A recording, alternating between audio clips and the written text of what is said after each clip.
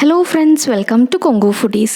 இன்றைக்கி நம்ம எல்லாருக்குமே ரொம்ப பிடிச்ச ருமாலி ரொட்டி வீட்டில் ரொம்ப ஈஸியாக எப்படி செய்கிறதுன்னு பார்க்கலாங்க. அதுக்கு ஃபஸ்ட்டு ஒரு பவுலில் நான் 400 கிராம் அளவுக்கு மைதா மாவு எடுத்திருக்கேன். அதில் தேவையான அளவு உப்பு போட்டுக்கலாங்க. ஒரு அரை ஸ்பூன் சர்க்கரை, 3 டேபிள் ஸ்பூன் அளவுக்கு எண்ணெய் ஊற்றிருக்கேங்க. நீங்கள் எண்ணெய்க்கு பதிலாக நெய் இல்லைன்னா வெண்ணெய் கூட சேர்த்திக்கலாம். ஃபஸ்ட்டு இந்த மைதா மாவு, உப்பு, சர்க்கரை, எண்ணெய் எல்லாத்தையுமே நல்லா மிக்ஸ் பண்ணிக்கலாம். ருமாலி ரொட்டி நல்லா சாஃப்டாக வரணுங்கிறதுக்காக நான் நல்லா கொதிக்கிற தண்ணி ஊற்றிருக்கேங்க. தண்ணி நல்லா சூடாக இருக்கணும்.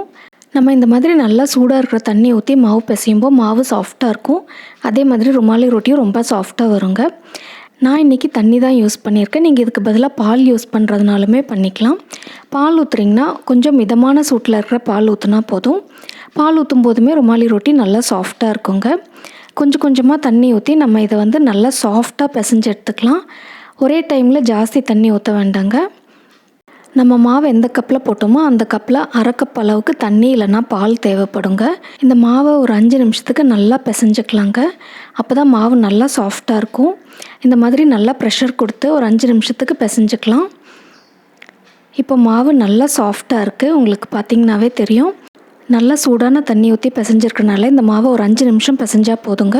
நல்லா சாஃப்டாக இருக்கும். இதை மூடி போட்டு க்ளோஸ் பண்ணி மினிமம் 1/2 hour மேக்ஸிமம் 2 hours கூட ஊற வைக்கலாங்க.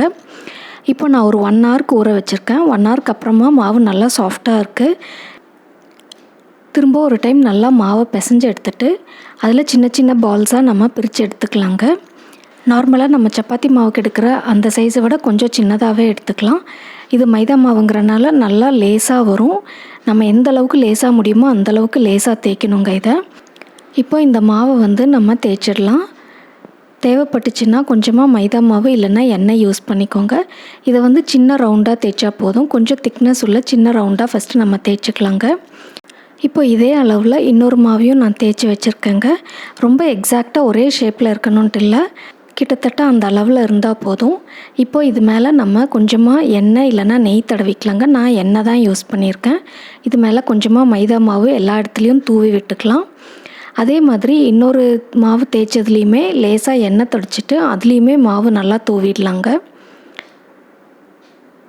இப்போ இது ரெண்டையும் ஒன்று மேலே ஒன்று வச்சு நம்ம எந்த அளவுக்கு லேசாக தேய்க்க முடியுமோ அந்தளவுக்கு லேசாக தேய்ச்சிக்கலாங்க. நான் இன்றைக்கி ருமாலி ரொட்டி தோசைக்கல்லில் தான் செய்ய போகிறேன். தேவைப்பட்டுச்சுன்னா லேசாக மாவு தூவி நல்லா லேசாக தேய்ச்சிக்கலாங்க. எவ்வளோ லேசாக முடியுமோ அந்தளவுக்கு நம்ம லேசாக இதை தேய்ச்சிடலாம். நான் 2 மாவை சேர்த்து வச்சு தேய்க்கிறேன். எல்லாருக்குமே தெரியும் ருமாலி ரொட்டி ரொம்ப லேசாக இருக்கும். அதனால நம்மளால் இந்த மாவை எந்த அளவுக்கு அகலப்படுத்த முடியுமோ எந்த அளவுக்கு ஸ்ட்ரெச் பண்ண முடியுமோ அந்தளவுக்கு ஸ்ட்ரெச் பண்ணி தேய்ச்சிக்கலாங்க. இதை நான் சப்பாத்தி கட்டையில் தான் தேய்ச்சிருக்கேன். நீங்கள் இதுக்கு பதிலாக டேபிள் டாப் யூஸ் பண்ணி தேய்க்கிறதுனாலுமே தேய்ச்சிக்கலாம். இப்போ இதை நல்லா லேசாக தேய்ச்சாச்சுங்க. இதை தோசைக்கல்லில் போட்டுடலாம். தோசைக்கல்லை நல்லா சூடு பண்ணி வச்சுருக்கேன். அதில் நம்ம தேய்ச்ச மாவை போட்டுடலாம். இப்போ நம்ம எண்ணெயோ நெய்யோ எதுவுமே ஊற்ற வேண்டியது இல்லைங்க. இதை மீடியம் ஃப்ளேமில் வச்சு வேக விட்டுக்கலாம். யூஸ்வலாக ருமாலி ரொட்டியை கடாயை கவுத்தி வச்சு அது மேலே ருமாலி ரொட்டியை வேக வைப்பாங்க. அந்த மாதிரி வீட்டில் செய்கிறதுக்கு கொஞ்சம் ரிஸ்க் ஜாஸ்திங்கிறனால நான் இன்றைக்கி தோசைக்கல்லில் தான் போட்டு எடுத்திருக்கேன். இதை மீடியம் ஃப்ளேமில் அப்படியே வேக விடும்போது நம்ம தேய்ச்ச 2 ரொட்டியுமே அப்படியே பிரிஞ்சு வரும். இப்போது அடுத்த சைடு திருப்பி போட்டுடலாங்க. அடுத்த சைடு லேசாக வெந்ததுக்கப்புறமா நம்ம தோசை கரண்டியை விட்டு பிரித்து எடுத்தோன்னா ஈஸியாக இந்த 2 ரொட்டியுமே பிரிஞ்சு வந்துடும். இப்போ இதை திருப்பி போட்டு இந்த பக்கமும் ஒரு 10 செகண்ட் வேக விட்டுட்டு நம்ம மடித்து எடுத்துக்கலாங்க. நம்மளோட ருமாலி ரொட்டி ரெடி ஆகிடுச்சு. இது நல்லா சாஃப்டாக இருக்கும். நம்ம இப்போ பிரித்து எடுத்த ரொட்டியோட இன்னொரு சைடையும் வேக விட்டுக்கலாங்க. அதையும் ஒரு 5லேருந்து 10 செகண்ட் வேக விட்டு நம்ம எடுத்துடலாம். இந்த மாதிரி 2 ரொட்டி ஒட்டுக்காக வச்சு தேய்க்கும்போது ரொட்டியும் நல்லா லேசாக வருங்க. இந்த மாதிரி 2 ரொட்டி பிரித்து எடுத்து தேய்க்க முடியலன்னா நீங்கள் சிங்கிளாக கூட இதை தேய்ச்சி சுட்டு எடுத்துக்கலாம். சிங்கிளாக தேய்க்கிறத விட டபுளாக தேய்ச்சி எடுக்கும்போது ரொட்டி இன்னும் லேசாக இருக்குங்கிறனால நான் டபுளாக தேய்ச்சி எடுத்துருக்கேங்க. இதுக்கு நான் லாஸ்ட் வீக் செஞ்ச பன்னீர் மசாலா ரொம்ப சூப்பராக இருக்கும். ருமாலி ரொட்டிக்கு சூட் ஆகிற மாதிரி சைட் டிஷ் ரெசிபீஸோட பிளேலிஸ்ட் லிங்க்கை கீழே டிஸ்கிரிப்ஷனில் கொடுத்துருக்கேங்க. என் ஸ்க்ரீன்லேயும் கொடுத்துருக்கேன். நீங்கள் அதையும் பாருங்கள்.